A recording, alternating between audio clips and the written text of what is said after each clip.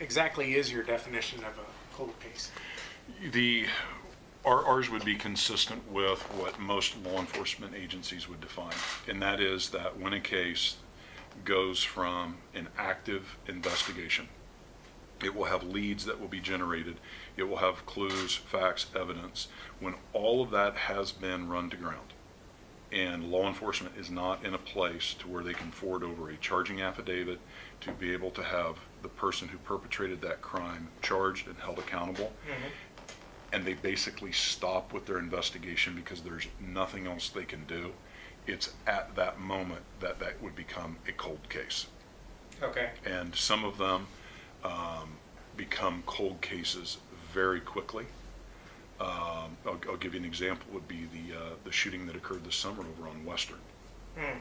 That would be one that within a matter of days was a cold case, because all the evidence that we had was ran to ground within, I don't know, 48 hours, 72 hours. Wow. And so in that moment, that case became a cold case very quickly, whereas the cases that we have that we're working on from, obviously, I think most people think about the cold case, they think about, like the television shows to where there was a homicide that happened in the 70s. Right. And we were just never in a posture to be able to file those. Okay. So what we would do in that particular situation is we would follow basically the same protocols and the same procedures in using the definition, even though the time frames are very different. And then there's situations like a case that we currently have pending here, where the victim was Corey Brown. That was a case that was, although it had been under continual investigation, the public doesn't see that. They don't see that day-to-day work being put into those cases. So that's a case to where we're continually working that case. It goes cold. We catch a couple of breaks on it, and in a short period of time, we're able to put that case in a position or a posture to be able to file it. The human condition of investigating crime is that every day older a case gets, the worse it gets. And so just trying to get those protocols established so that everybody knows at the PD what our expectations are, and so that there will be I'll use the term archive because I think that's a really good word to describe what we're trying to do.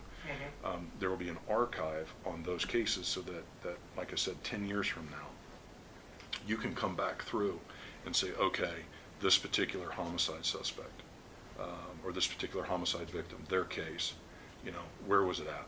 Because sometimes it's just a matter of somebody picking a case off the shelf, giving it a review and going, hey, why didn't they ever talk to this person? Who is this person, and how do set eyes. Exactly.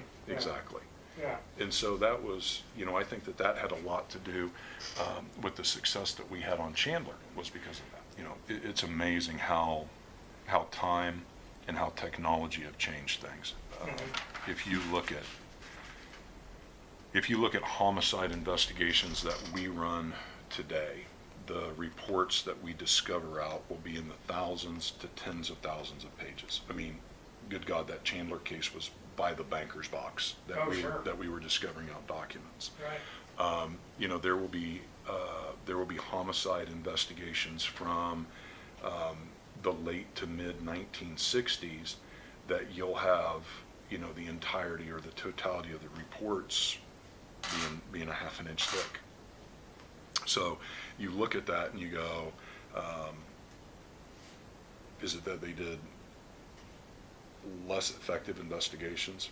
Not necessarily. It's just that with the ease and the ability to get, reports generated, word processing computers, the ability to scan and collect data has become so much cheaper that it has made the comprehensiveness of those investigations much deeper than how they would have done things back in the day.